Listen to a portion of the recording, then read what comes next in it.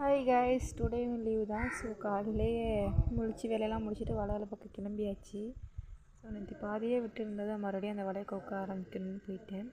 So இன்றைக்கி என் தங்கச்சிக்கு leave, அவளும் வந்திருந்தா. ஸோ அப்படியே ஸ்நாக்ஸு வாட்டர் எல்லாத்தையும் எடுத்துகிட்டு மேலே போயிட்டு அப்புறம் கொஞ்சம் லேட்டாக மத்தியானம் அப்பா மீன் பிடிச்சிட்டு வந்திருந்தாங்க. ஸோ மீன் இதெல்லாம் ப்ரிப்பேர் ஆகிருந்துச்சி. அப்புறம் இது சங்கு கடலில் கிடக்கும்னு சொல்லுவாங்க.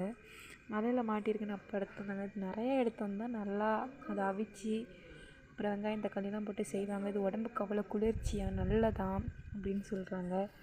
அப்புறம் இது அந்த சங்குக்கு மேலே உள்ள நாக்கு. இது இங்கே வரவங்க வாங்கிப்பாங்க. ஸோ இதுவும் ஏதோ மெடிசனுக்கு யூஸ் ஆகுதுன்னு சொன்னாங்க. சரி இருக்கட்டும்னு அப்படியே அவிச்சு நாங்கள் சும்மாவே தின்னுட்டோம். ஆனால் அது நல்லா செய்வாங்க. அப்புறம் இதான் நம்ம வீட்டில் இன்றைக்கி சாப்பாடு. அப்புறம் ஒரு ஈவினிங் டைமில் சரியான ஒரு காக்கா நிறையா உட்காந்துச்சு. சரி வீடியோ எடுத்துகிட்டு வாழையை கட்டிட்டு இறங்கிட்டோம். வரட்டா.